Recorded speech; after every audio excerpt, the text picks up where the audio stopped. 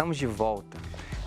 Quando o programa é bom, e modéstia à parte, a produção sempre faz o programa ser bom, os intervalos são de discussões que deixam esse psicólogo aprendendo, babando com o conhecimento dos nossos convidados. O tema de hoje é a formação do governo Bolsonaro. O que você pensa disso? O Ângelo, ele mesmo, mestrando em ética, obrigado, Ângelo, por ter escrito para a gente. Penso que a composição, palavras do Ângelo, do governo Bolsonaro é feita por uma equipe do nível de Moro, tendenciosa, enviesada e voltada aos interesses de uma classe muito bem delineada. Tenho minhas reservas quanto às nomeações. Prevejo um desastre. Comente, professor Rubens, por favor. Olha,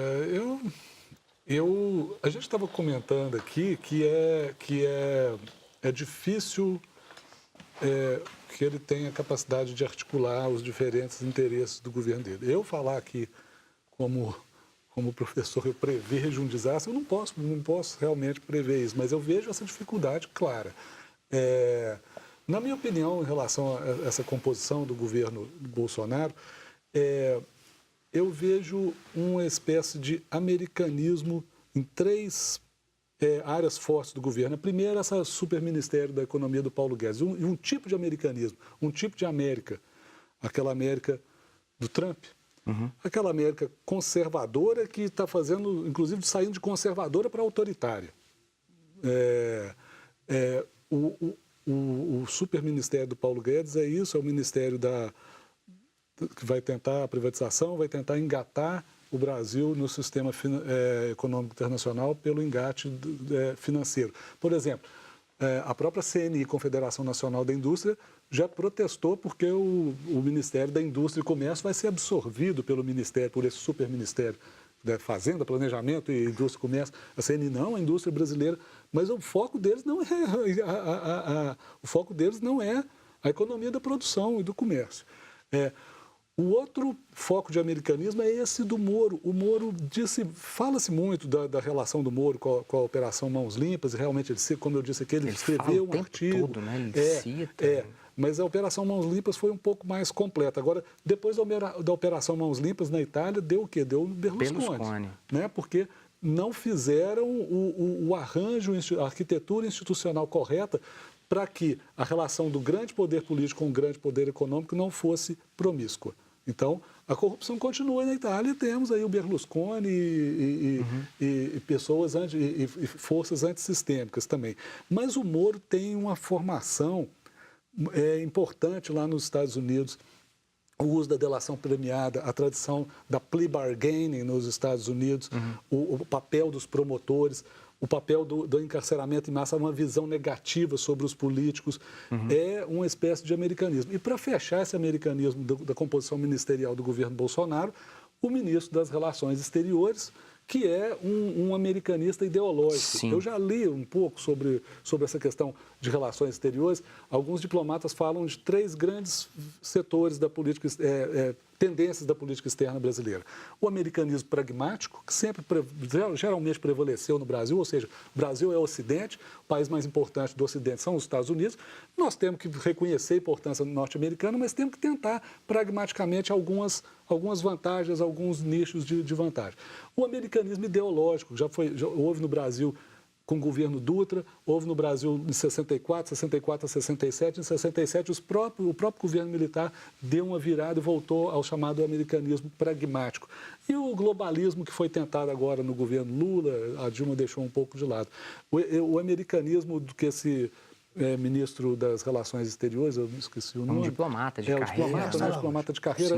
Era uma pessoa, um quadro mais subalterno. Sim. Lá, mas é uma coisa assim... A divisão de Estados Unidos, ele ocupava... a divisão dos Estados Unidos e Canadá. É um americanismo profundamente ideológico e aí problemas com a China, problemas com o mundo árabe, apoiando transferência. Para que isso? Para que? Sabe, são grandes parceiros comerciais do Brasil. Então, eu vejo que há um fio condutor no governo Bolsonaro, que é o apoio dessa América que, de conservadora está se transformando em autoritária. Professor Azambuja, professor Júlio, boa noite. O João Batista Rezende, lá de São Mateus, no Espírito Santo. Que alegria tê-lo. São Mateus, ali em Linhares, no norte do Espírito Santo. Que alegria. Como o Bolsonaro não é a favor do reajuste dos ministros do Supremo Tribunal Federal, ele deveria pedir ao presidente Temer para vetar o reajuste.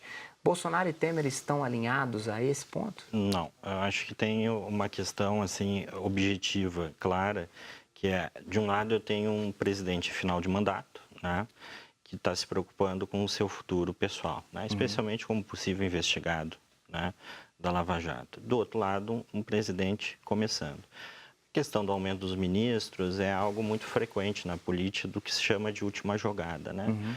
Quando você está no final do mandato, você tende a gastar mais, você tende a fazer jogadas mais ousadas, porque as consequências, né, nem sempre é você quem paga. No caso do aumento dos ministros, é justamente isso, ou seja, quem vai ficar com problema de um aumento, né, das despesas, da receita, seria o próximo governo. Então, é uma maneira, digamos assim, de eu conseguir ter algum tipo de barganha com o próximo governo para me preservar, seja politicamente, seja pessoalmente. Professor Lucas, professor Rubens, professor Júlio, a última vez que o professor Lucas esteve aqui, foi uma frase interessante que acabou tendo uma repercussão bacana, pelo menos no meu meio intelectual teve. O professor Lucas disse que em alguns ambientes não era descolado, não lembro se foi a palavra certa essa, professor Lucas, isso não é bem visto dizer que vota no Bolsonaro.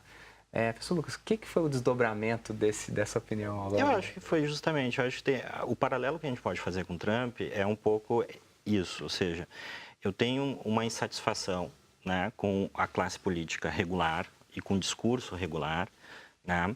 Ele sempre foi classe política regular, né? No caso do Bolsonaro, ele nunca foi, né? Ou seja, ele sempre foi um outsider, né? Mas como classe política regular. Ele era classe política, mas era um patinho feio lá mas era uma pessoa que não tinha, assim, digamos, não fazia parte do mainstream, né? Do establishment. Então, a gente tem essas duas, essa correlação de insatisfação, com, de um lado, né, as pessoas, muitas vezes, ficarem até com medo dessa reação, né, que outras pessoas podem ter. Então, eu declaro voto no Bolsonaro, então eu sou fascista. Eu declaro voto no Bolsonaro, então eu sou racista. Ninguém quer ser chamado, né, disso, desses rótulos. Então, isso conteve, de certa forma, né? E as pessoas começaram a sair do armário, foi a expressão que eu disse, na medida em que ficava sendo cada vez mais claro que a eleição, né, pendia favoravelmente ao Bolsonaro. E hoje, eu acho que isso se consolidou como uma tendência, né? O próprio José Dirceu, numa declaração recente, diz, olha, nós da esquerda temos que entender que o Bolsonaro veio para ficar, ou seja, a tendência que levou à eleição do Bolsonaro veio para ficar como fenômeno. Agora, só costurar um pouquinho. Professor Júlio, eu vou te pedir até concisão em função do tempo avançado. Ele vai dar conta? Não, pois a gente pode analisar a partir do que tem acontecido em termos de presente, né? E nós temos uma tendência como cientistas políticos, né, e economistas, eu sou da área de História e Ciência Política, a gente tem uma tendência a fazer projeções, né, a partir do presente, que é o que nós temos, né? A minha dúvida é que essa composição, independente da minha opção política, do meu gosto, não gosto, né? O meu campo é outro, mas essa opção política ela pode causar danos irreparáveis para o país.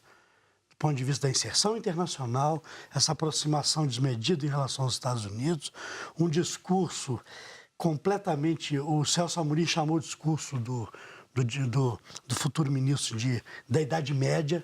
Ele não consegue liderar dentro do Itamaraty, isso é muito complicado. Sim. Né? Então, eu tenho colocado como questão se o Bolsonaro terá a capacidade de fazer essa articulação e colocar o país para coisa. Eu acho que vamos ter prejuízos irreparáveis. Definitivamente. Eu convido para um novo programa. Sim. Definitivamente.